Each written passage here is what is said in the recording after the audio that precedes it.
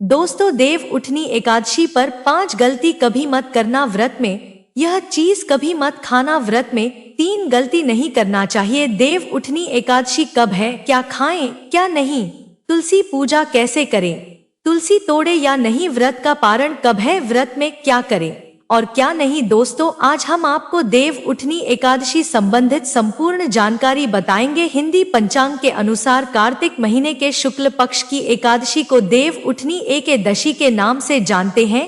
इसे कई जगह देव उठान एकादशी भी कहते हैं और यह 2024 में इस वर्ष 12 नवंबर को देव उठनी एकादशी का व्रत रखा जाएगा और इस दिन भगवान श्री हरि भगवान विष्णु जी की हम सब पूजा अर्चना करते हैं और धार्मिक मान्यता है कि एकादशी की तिथि को सच्ची श्रद्धा और भक्ति भाव से भगवान विष्णु की पूजन करने से, उपासना करने से व्यक्ति की सभी प्रकार की मनोकामना पूर्ण होती है। सनातन धर्म में निहित है कि देव उठनी एकादशी को भगवान विष्णु जी अपने योग्य निद्रा से जागृत होते हैं, अर्थात योग निद्रा से जागते हैं और इससे पूर्व 4 महीने अर्थात चातुर्मास के दिन में भगवान विष्णु जी क्षीर सागर में सोते हैं।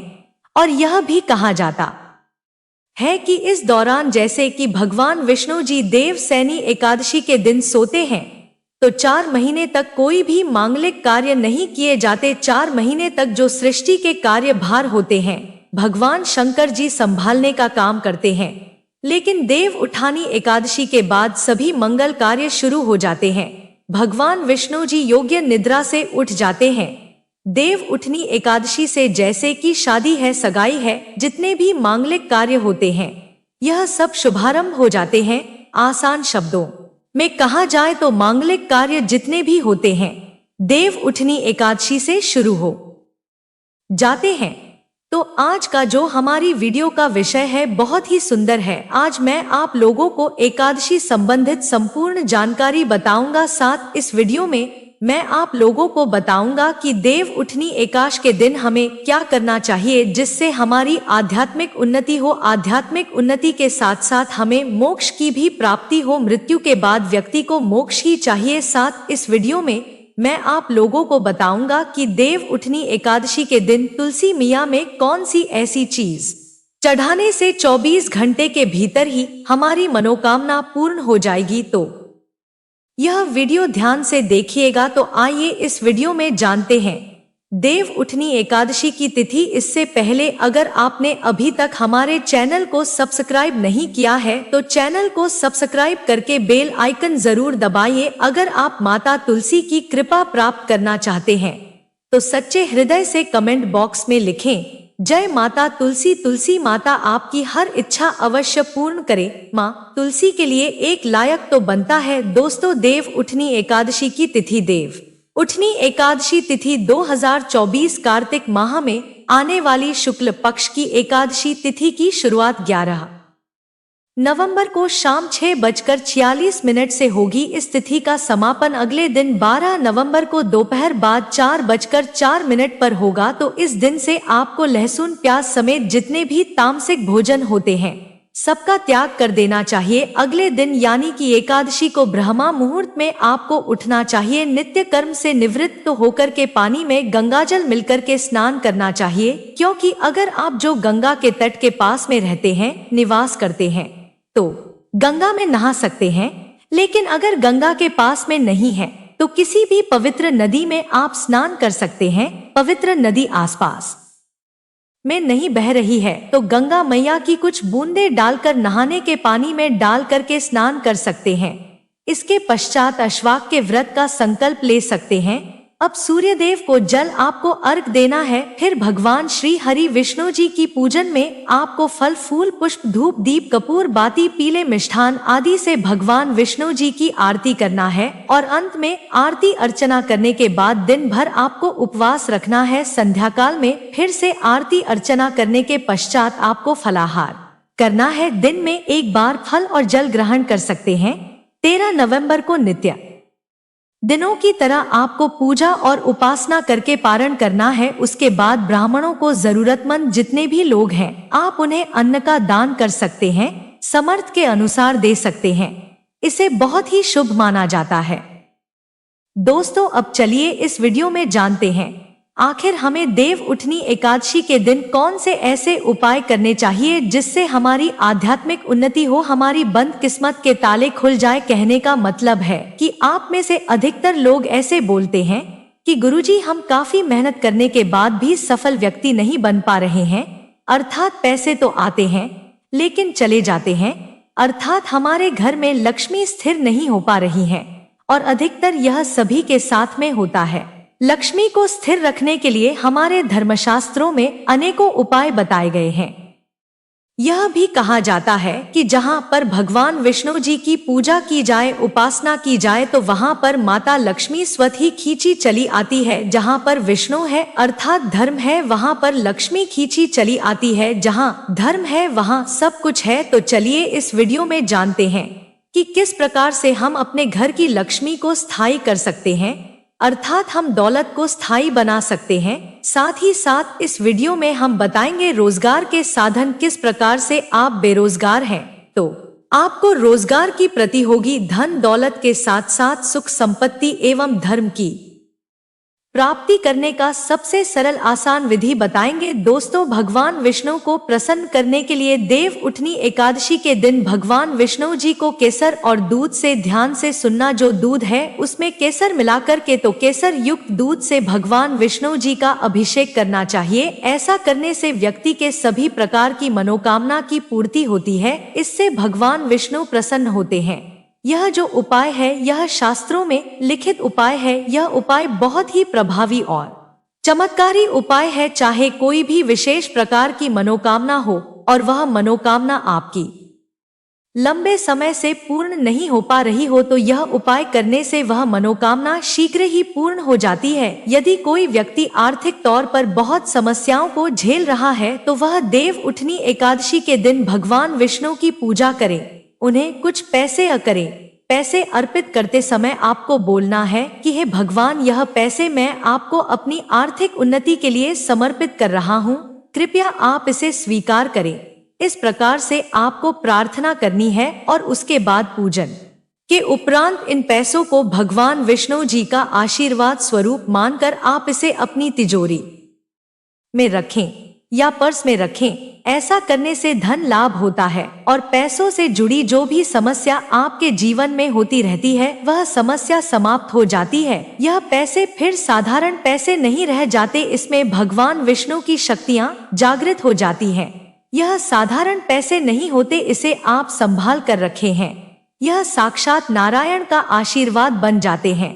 जहाँ पर नारायण का आशीर्वाद हो, भगवान विष्णु जी का आशीर्वाद हो, वहाँ पर फिर लक्ष्मी फलती फूलती है। कहने का मतलब है कि आध्यात्मिक उन्नति होती है। दोस्तों देव उठनी एकादशी के दिन भगवान विष्णु जी को तुलसी के पत्ते के साथ सफेद रंग का भोग जरूर अर्पित करें। इस दिन हो सके तो खीर है या सफेद रंग के मिष्ठान भगवान विष्णु जी को भोग लगाना अति उत्तम होता है। ऐसा करने से धन में वृद्धि होती है, क्योंकि जो माता लक्ष्मी है यह सफेद वस्तु की तरफ बहुत जल्दी आकर्षित होती है। खासकर माता लक्ष्मी को खीर बहुत ही प्रिय है। सफेद रंग के जो दूध से बने मिष्ठान होते हैं वह माता रानी को बहुत प्रिय है। तो अगर आप भगवान विष्णु जी को चढ़ाते हैं तो इससे माँ लक्ष्मी आपके घर में स्वतः बिना कुछ बोल ही आ जाती हैं, आपके घर की आर्थिक परेशानियों को दूर करती हैं और भगवान विष्णु भी प्रसन्न होते हैं। मैं कई बार वीडियो में बता चुका हूँ कि धन देने का केवल अधिकार माता लक्ष्मी को है, अर्थात माता लक्ष्मी केवल धन देती है, लेकिन किसकी किस्मत में कितना धन देना है यह काम भगवान विष्णु जी करते हैं। क्योंकि भगवान विष्णु जी को पालनहार कहा जाता है। संसार के जितने भी जीव जंतु है सबका पालन करने का दायित्व रखा है भगवान विष्णु जी ने। तो भगवान विष्णु जी के कर्मों में कितना धन देना है यह निर्णय करते हैं। इसीलिए भगवान विष्णु को जितना ज्यादा हो सके देव उठनी एकादशी के दिन प्रसन्न करने का प्रयास करें। देव उठनी एकादशी के दिन घर के नजदीक बने जो मंदिर है भगवान विष्णु जी के, अगर कहा जाए तो इसे अति उत्तम कहते हैं, तो वहां पर भी आप नारियल और बादाम भगवान विष्णु जी के स्वरूप मानकर के जो भी देवी देवता है उन्हें अर्पित करना है, क्योंकि भगवान विष्णु जी ने स्वयं भागवत गीता में कहा है कि संसार में जितने भी देवी देवताओं की पूजा करते हैं वह सब मेरे ही स्वरूप है। इससे आपके रुके हुए जो भी कार्य हैं वह कार्य पूर्ण हो जाते हैं और उनका परिणाम आपको तत्काल मिलता है। जो आसपास के आपके मंदिर हैं वहां पर संध्याकाल के समय में नारियल और बादाम जरूर अर्पित करना है। बादाम की संख्या 5 रखना है। साथ ही इस वीडियो में जानते हैं देव उठनी एकादशी पर यह 9 बातों का विशेष रूप से आपको ध्यान रखना है। आप सफल हो जाएंगे। सफलता प्राप्त करने के लिए कौन से ऐसे 9 शेष रूप है, जानकारियां हैं और उपाय हैं, लिए जान लेते हैं। तो देव उठनी एकादशी पर तुलसी विवाह अगर आप कराते हैं तथा अगर विष्णु जी का आप पूजन करते हैं तो विशेष रूप से कुछ आपको सावधानी रखनी चाहिए, या फिर आप हो सके तो यह उपाय जरूर करना। यह सावधानी जरूर बरतना है। तो तुलसी के पौधे के चारों तरफ आपको स्तंभ जरूर बनाना चाहिए, फिर तोरण जरूर सजाना चाहिए। रंगोली से अष्टदल कमल जरूर बनाए, शंख चक्र और गाय के पैर, यह तीनों चीज जरूर बनानी चाहिए। ऐसा माना जाता है कि इस दिन शंख चक्र और गाय के पैर बनाए जाते हैं तो ऐसे घर में भगवान नारायण तथा माता लक्ष्मी स्थायी रूप से वास करती हैं।